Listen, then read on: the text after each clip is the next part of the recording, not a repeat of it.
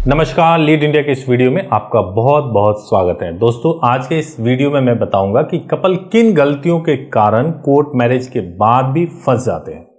पहली गलती, insufficient document. देखिए, कई कपल को मैं जानता हूं और कई कपल ऐसे हैं जिनको मैंने लौटाया है अपने पास से। वो क्या होता है कि घर से निकलने से पहले वो अपने पार्टनर का डॉक्यूमेंट तक नहीं देखते हैं और घर से निकल जाते हैं। अब आप बताइए, इनसफिशिएंट, आपको मालूम नहीं है आपके पार्टनर की एज कितनी है। वो बोल रही है कि मैं 20 साल की हूं, मैं 25 साल की हूं, लेकिन डॉक्यूमेंट पे 17 साल लिखा हुआ है, 15 साल लिखा हुआ है और आप घर से भाग गए।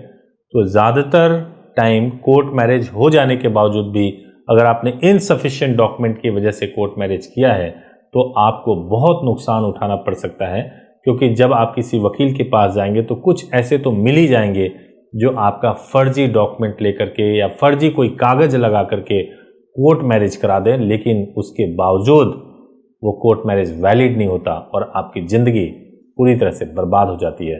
तो पहली बात यह है कि ये गलती बिल्कुल ना करें। कई कपल कंफ्यूज होते हैं कि एज को लेकर के कि लड़कियों की शादी की एज रनिंग 18 साल चल रहा है तो हो जाएगा, 18वें में एंटर हुए तो हो जाएगा।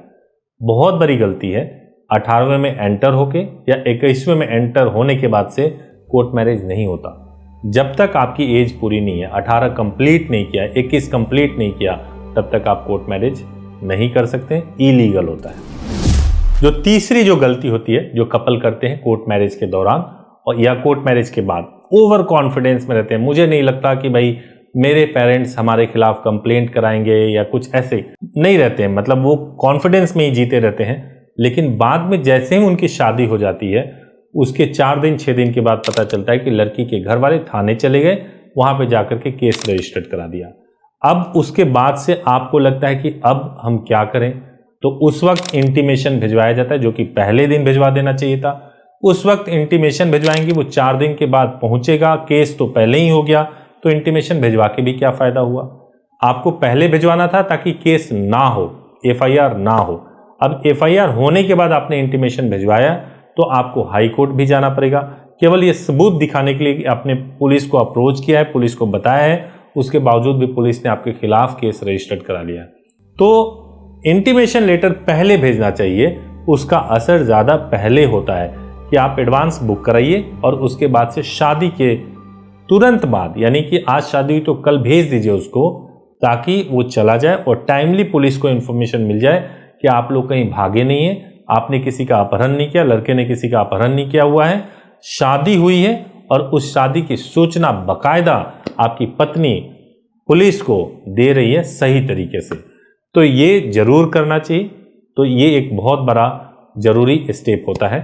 एक और जो लास्ट गलती मैं बताऊंगा कपल के द्वारा होता है कि आप कोर्ट मैरिज करना तो चाहते हैं, आप प्यार भी करते हैं, लेकिन बिना तैयारी के आप घर से निकल जाते हैं। ना तो आपके पास फाइनेंशियल बैकअप होता है, ना ही पहले से आपने कहीं बुकिंग करा रखी होती है, ना ही आपके पास में इतना रिसोर्स होता है कि 2 4 10 दिनों तक, अगर आपको 2 महीने 6 महीने तक भी आपको अगर अपने पैरों पे खड़ा रहना पड़े तो आप रह सकें। आप उस वक्त जब आपके पैसे खत्म हो जाते हैं, जब आपके पास पैसे नहीं रहते हैं, तो आप बहुत मजबूर और विवश हो जाते हैं।